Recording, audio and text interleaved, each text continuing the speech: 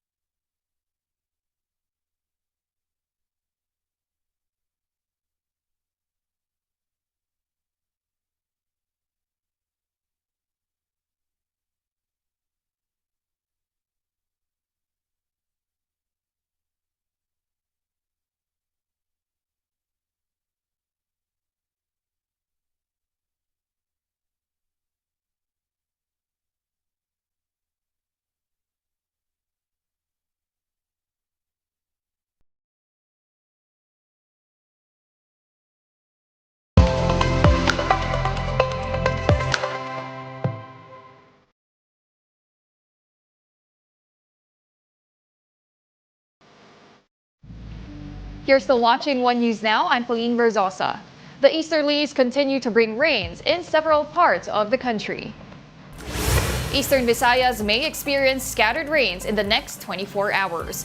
Meanwhile, Bicol, Quezon, and Aurora may expect isolated rains. Scattered rains are also expected in some areas due to the intertropical convergence zone. These include South Cotabato, Sultan Kudarat, Sarangani, and Davao Occidental. Metro Manila and the rest of the country may also experience isolated rains due to localized thunderstorms.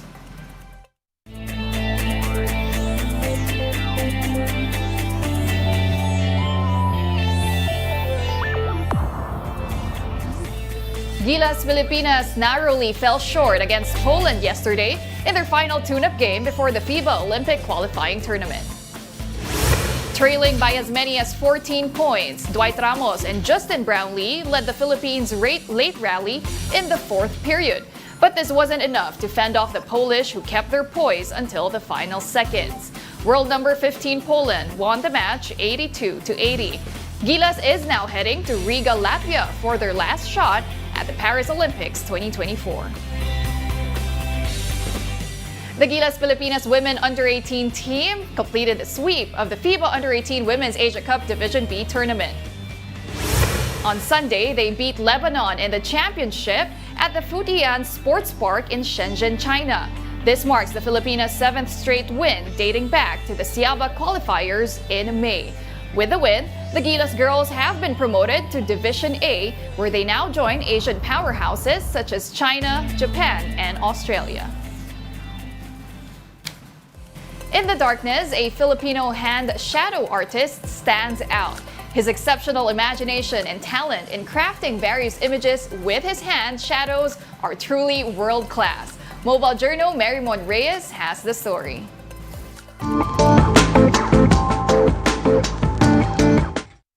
Takot ka ba sa mga nai-imagine mong anino sa dilim? Aba, para sa isang talentadong Pinoy na nakilala ko, ang mga anino raw ay nagpapakita ng iba't ibang hiwaga.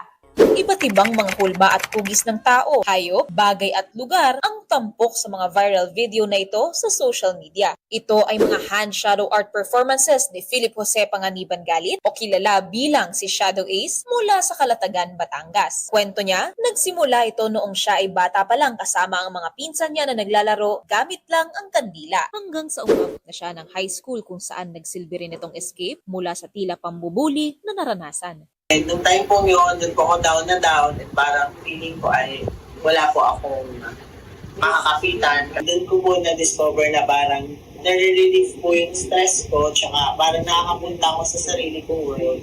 Naipakita ni Philip ang talento na ito sa eskwelahan at dun umani ng papuri ang kanyang art. Sumali rin siya sa mga talent competition upang makapag-aral sa kolehiyo kung saan nakapagtapos siya ng MASCOM. Pero ang talentong yan, hindi lang pang Pinas. Kaya naman sinubukan niyang sumali sa Asia's Got Talent noong taong 2019 kung saan nakuha niya ang Golden Buzzer at nagtapos bilang third placer. Pero syempre, nagpaturo na rin tayo sa AJT finalist ng ilang hand shadows na pwedeng subukan.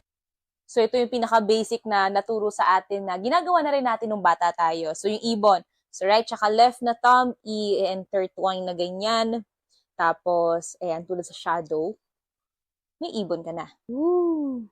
So next naman is yung kabayo. So medyo ibang level naman dito na difficulty. So side hand, medyo i-curve siya na ganyan. Thumb, naka ano rin.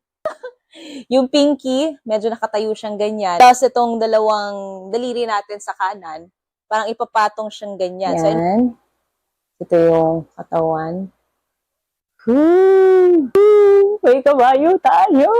Hindi biro ang ginagawang hand gestures ni Philip at kailangan talaga ng matinding ensayo upang masanay ang mga kamay. Yun nga lang, noong dumating ang pandemya, nahinto ang mga event at shows ni Shadow Ace. Buti na lang, nakapag-ipon siya upang makapagpatayo naman ng cake business. Taong 2021, nag-post siya online ng kanyang mga shadow hand art performances at boom! Nadiskubre pa siya ng America's Got Talent. Naging finalist ang Filipino representative sa International Talent Competition na ito nitong taon lang. Tulad ng kapwa Batanggenyos niya na shadow play group El Gama Penumbra, tila ba ay naging shadow play capital na ng Pilipinas ang Batangas dahil sa mga talentadong Pinoy na ito. Kaya para sa mga nagdududa raw sa kanilang mga talento o interes, heto ang masasabi niya.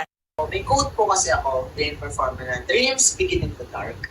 So, lahat po ng pangarap nag-umpisa sa dilim, pero balang araw makikita niyo yung liwanag na makakapagdala sa iyo sa success. Patunay si Shadow Ace na kaya nating magbigay ng saya kahit sa kaunting liwanag sa ating madilim na paligid. Mobile Journal, Marymon Reyes po, hatid ang muka ng balita. And those are the top stories of the hour this Monday. I'm Pauline Verzosa. We are One News.